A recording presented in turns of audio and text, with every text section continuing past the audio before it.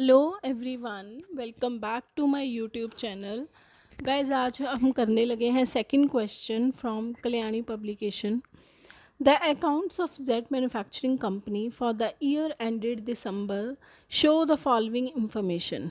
तो हमें इसमें अगेन आप मेंशन कर लीजिए कि कौन से हमारे फैक्ट्री ओवरहेड्स हैं, कौन से ऑफिस के हैं एंड कौन से सेल्स एंड डिस्ट्रीब्यूशन के हैं।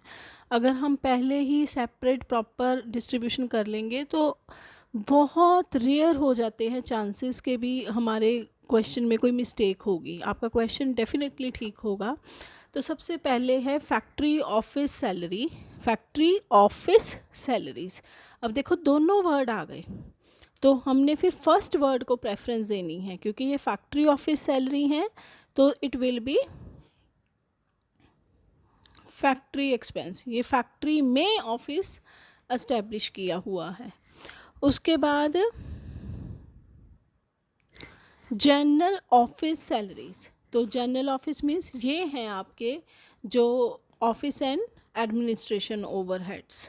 उसके बाद कैरियज आउटवर्ड। तो जब हमने चीज़ें मैन्युफैक्चर कर ली, उनको सेल के लिए बाहर लेके जाना है, तो इसीलिए कैरियज आउट, आउट लेके जाने का, बाहर लेके जाने का खर्चा, फैक्ट्री से या प्लेस ऑफ प्रोडक्शन से प्लेस ऑफ कंजम्पशन तक लेके जाने का खर्चा, तो it will be sales and distribution overhead. Next is carriage on purchase. जब हमने गुड्स को परचेज़ किया, रॉ मटेरियल को परचेज़ किया, उसको लेके आए अपनी फैक्ट्री में, तो उसके ऊपर जो कैरियज पे किया, तो परचेजेस से रिलेटेड खर्चा है कैरियज इन वर्ड। गुड्स को अपनी फैक्ट्री के अंदर लेके आए, इन किया, तो ये हमारे डायरेक्ट एक्सपेंसेस। जब हमने फॉर्मेट किया था कॉस्ट शीट का, तब हमने कहा था ना कि भी जितने भी परचेजेस के खर्चे होंगे वो सारे परचेजेस के साथ ही डाले जाएंगे, डायरेक्ट मटेरियल में ही डाले जाएंगे। तो ये परचेज़ का खर्चा है, इसे भी हम परचेजेस के साथ ही ऐड करेंगे। परचेजेस हमारा डायरेक्ट एक्सपेंडिचर है, तो इसको भी हम डायरेक्ट ही मानेंगे। Next is bad debts return of. जब सेल करते हैं तो कुछ कैश सेल्स होती हैं, कुछ क्रेडिट सेल्स। तो क्रेडिट सेल्स में से कुछ पैसा डूब गया, तो ये हमारे बैड डेट्स क्या हैं? Sales and distribution overheads. Plant machinery tools की हमने रिपेयर करवाई, तो ये चीज़ें यूज़ कहाँ हो रही हैं? फैक्ट्री में, तो ये factory overheads. Next is rent, rate, taxes and insurance. नीचे मेंशन है कितना हिस्सा फैक्ट्री का है तो कितना ऑफिस का है। नेक्स्ट सेल्स हैं जो हम कॉस्ट शीट में बिल्कुल एंड में डालते हैं। फिर ये मटेरियल का ओपनिंग क्लोजिंग स्टॉक गिवन है, तो मटेरियल मीन्स रॉ मटेरियल, तो ओपनिंग को हमने ऐड करना है, क्लोजिंग को हमने माइनस करके रॉ मटेरियल कंज्यूम की फिगर निकालनी है। Next is material purchased. तो जो मटेरियल हमने बाय किया वो हम ऊपर डायरेक्ट मटेरियल में ऐड करते होते हैं। आप एक बार क्वेश्चन करने से पहले जिसमें मैंने प्रॉपर बताया था कि कैसे ओपनिंग क्लोजिंग स्टॉक डाले जाते हैं, कैसे परचेजेस ऑफ मटेरियल डाले जाते हैं, उस फॉर्मेट को एक बार देखो। उस फॉर्मेट के अकॉर्डिंग अगर आप करोगे तो उसमें कोई भी मिस्टेक नहीं होएगी। देन ट्रैवलिंग एक्सपेंस, तो ये सेल्स का खर्चा है। ट्रैवलर सेल्समैन इधर उधर घूमते हैं चीज़ों को बेचने के लिए। ट्रैवलर सैलरीज एंड कमीशन जो पे की, ये भी सेल्स का खर्चा है। Sales and distribution overheads. Productive wages, ये डायरेक्ट लेबर को पे की जाती हैं। Then depreciation on plant machinery and tools, ये फैक्ट्री में यूज़ होते हैं तो उनके ऊपर हमारी डेप्रिसिएशन पड़ी, फैक्ट्री ओवरहेड है। डेप्रिसिएशन ऑन फर्नीचर, अगर हमें कुछ नहीं बताया furniture is used in factory, हम यही मान के चलेंगे, तो फिर डेप्रिसिएशन क्या है? Depreciation on furniture is office and administration overheads. Then director fee, तो again director works in office, तो office and administration overhead. Gas and water है, तो फैक्ट्री एंड ऑफिस दोनों के मेंशन है। जो फैक्ट्री वाला है वो फैक्ट्री में डाल देंगे, ऑफिस वाले को office and administration overhead. Manager का बताया हुआ है कि वो 3/4 जो है वो हमने फैक्ट्री में डालना है उसकी सैलरी का, और 1/4 हमने ऑफिस में डालना है। Next is general expense. आपको जनरल एक्सपेंस इधर उधर के खर्चे, आम खर्चे दिए हों या मिसलेनियस वर्ड यूज़ किया हो, मिसलेनियस एक्सपेंडिचर, तो इनको भी हम कहाँ मानेंगे? जो भी हमारे खर्चे बचे कुचे हैं वो सारे हमने ऑफिस एंड एडमिनिस्ट्रेशन में ही डालने हैं। Next is income tax. तो इनकम टैक्स हमने आगे, मैंने वो आपको प्रॉपर लिस्ट दी थी कि कौन सी चीज़ें कॉस्ट शीट का हिस्सा नहीं बनती। इनकम टैक्स जो है प्रॉफिट्स में से पे किया जाता है, तो ये हमारा पर्सनल एक्सपेंडिचर होता है जिसको कॉस्ट शीट में नहीं डाला जाता। तो नेक्स्ट इज़ डिविडेंड। तो अप्रोप्रिएशन ऑफ प्रॉफिट है, जब प्रॉफिट कमा लेते हैं तो उसको डिस्ट्रीब्यूशन करते हुए जो शेयर होल्डर्स को रिटर्न दी जाती है, दैट इज़ कॉल्ड डिविडेंड। तो इसका भी कॉस्ट शीट में कोई लेना देना नहीं है, तो इसको भी कॉस्ट शीट में नहीं डालते। जब हम कॉस्ट शीट बना लेंगे तो उसके एंड में आप लोग इसका नोट दे दो कि ये दोनों जो आइटम्स हैं वो कॉस्ट शीट में नहीं आती। तो इनकी डिटेल मैं आपको पहले भी एक अलग वीडियो में दे चुकी हूँ, उसको ज़रूर देख लो। वहाँ पे सारी चीज़ें मेंशन है कि कौन सी चीज़ें कॉस्ट शीट का हिस्सा नहीं बनती। तो अब इस इंफॉर्मेशन के बेस पे हमने निकालना है material consume, prime cost, factory cost, cost of production, total cost and net profit. तो अल्टीमेटली हमने पूरी कॉस्ट शीट ही बनानी है और ये सारी चीज़ें फाइंड आउट करनी है। तो हम सबसे पहले अब ऊपर मेंशन करेंगे स्टेटमेंट ऑफ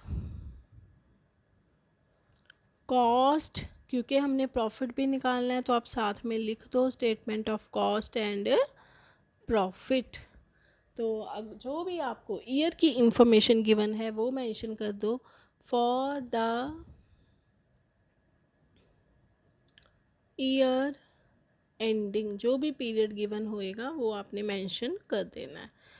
तो अब हम उस फॉर्मेट को फॉलो करेंगे जो हमने पहले भी सारा प्रॉपर डिटेल में किया हुआ है। तो जब भी आपको रॉ मटेरियल का ओपनिंग क्लोजिंग स्टॉक गिवन होएगा, उसमें मैंने आपको पहले ही बताया था हमने रॉ मटेरियल कंज्यूम की फिगर निकालनी है, वही हमारा डायरेक्ट मटेरियल है। तो अब वो कैसे फाइंड आउट करना है, सबसे पहले opening stock of raw material, इसमें हम ऐड करेंगे purchases of raw material. Purchase के साथ रिलेटेड कोई खर्चा हुआ, जैसे इस क्वेश्चन में गिवन है कैरिएज इनवर्ड या कैरिएज ऑन परचेज, तो वो ऐड कर देंगे। एंड जो सारी चीज़ें करने के बाद हम लेस करेंगे closing stock of raw material. Don't use abbreviation, if I am using then you don't please use abbreviation in exams. So ये सारी चीज़ें हमने फिर डालनी हैं। अब इनके अमाउंट फिल कर लेते हैं। तो ओपनिंग स्टॉक गिवन है हमें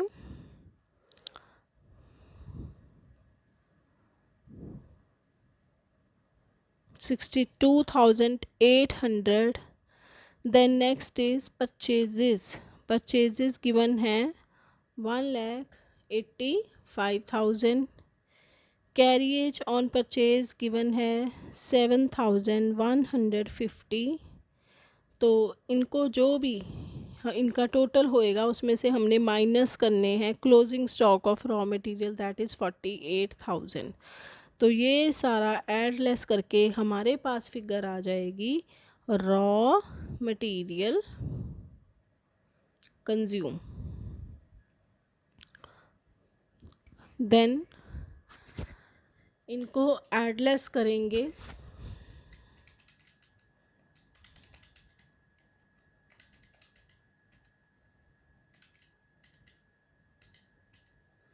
so the figure comes out to be 2,06,950। अब जो रॉ मटेरियल कंज्यूम आया उसमें हमने मेंशन करने हैं प्रोडक्टिव वेजेस, इनमें वो ऐड करेंगे। ये भी हमारे डायरेक्ट खर्चे हैं, तो जितने भी डायरेक्ट हैं वो सारे ऊपर लेने होते हैं सबसे पहले। तो productive wages comes out to be 1,26,000। इन दोनों को ऐड करेंगे तो हमारे पास आ जाती है प्राइम कॉस्ट। तो prime cost comes out to B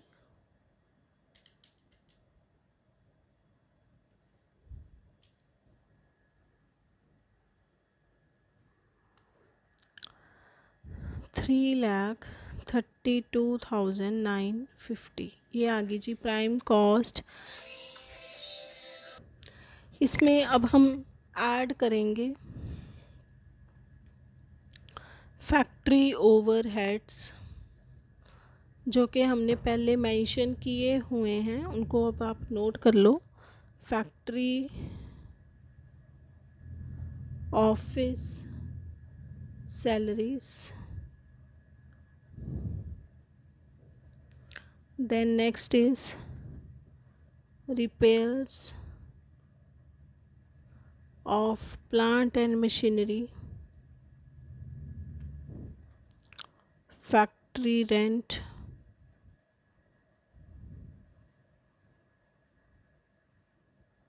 depreciation on plant and machinery,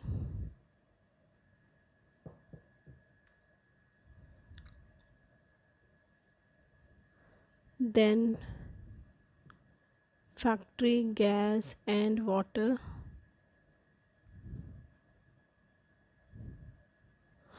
and after that manager's salary. तो उसमें भी उन्होंने बताया कि कितने % हिस्सा हमने फैक्ट्री का लेना है और कितने % हमने ऑफिस का लेना है। तो ये सारे हम खर्चे ऐड करेंगे ऑफिस के।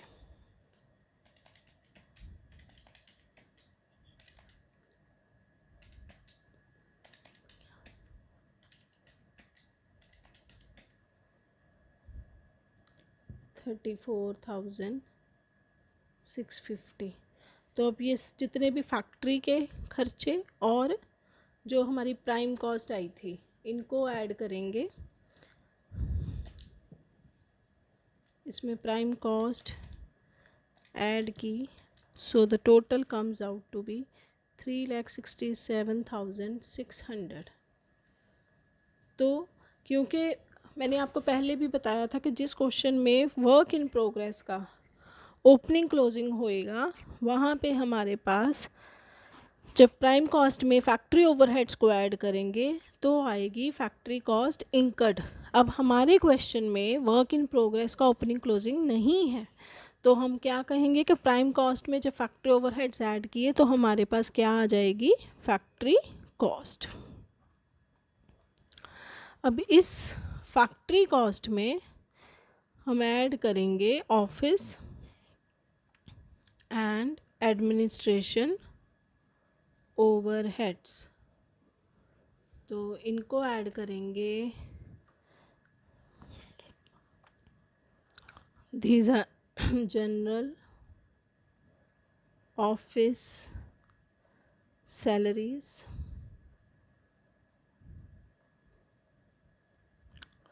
then next is office rent,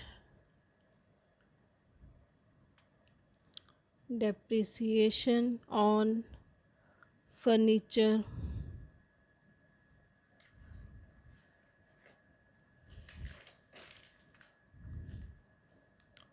director fee,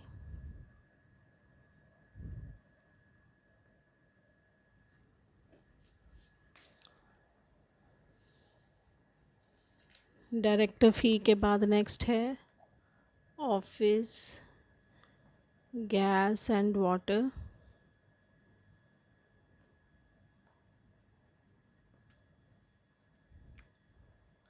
manager salary जो 1/4 हमने ऑफिस की डालनी है, and then next is general expenses.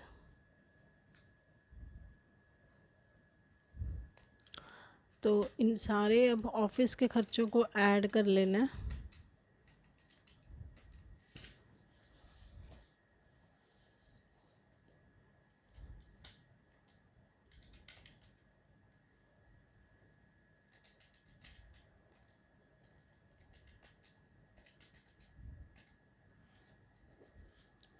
तो जितना भी ऑफिस के खर्चों का टोटल आता है दैट इज़ 27,200। इनको हम ऐड कर देंगे अपनी फैक्ट्री कॉस्ट में। तो फैक्ट्री कॉस्ट में ऐड करने के बाद हमारे पास आ जाएगी cost of production. So the cost of production comes out to be 3,94,800। अब इसमें फर्दर ऐड करेंगे selling and distribution overheads.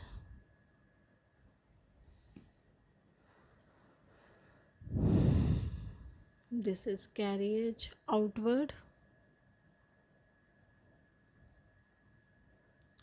bad debts, traveling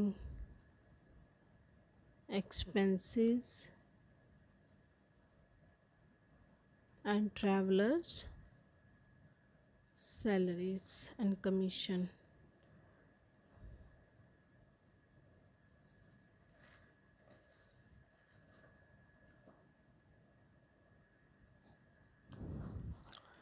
तो इनका टोटल किया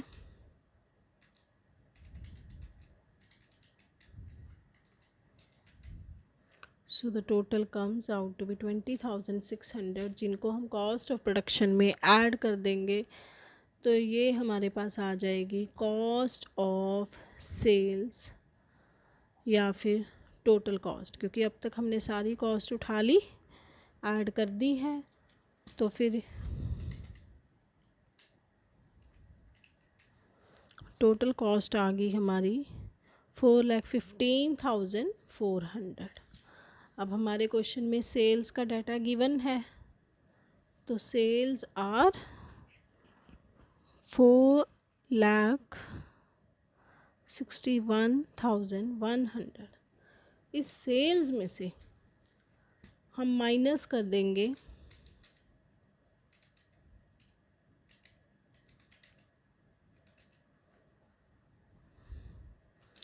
कॉस्ट को।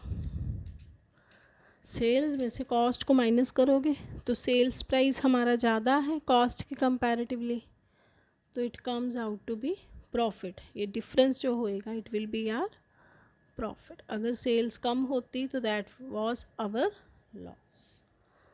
तो इस तरह से कॉस्ट शीट बनानी है। आप नीचे क्वेश्चन करने के बाद जब आपकी सारी कॉस्ट शीट बन जाए तो आप नीचे नोट दे देना जो आइटम्स हमने नहीं ली। कौन सी नहीं ली हमने? एक इनकम टैक्स नहीं लिया, और क्या नहीं लिया हमने? डिविडेंड।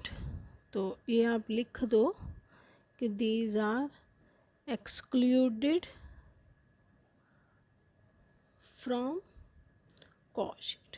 तो ये कॉस्ट शीट का हिस्सा नहीं बनती, इनका कॉस्ट शीट में इनकी एंट्री नहीं आती।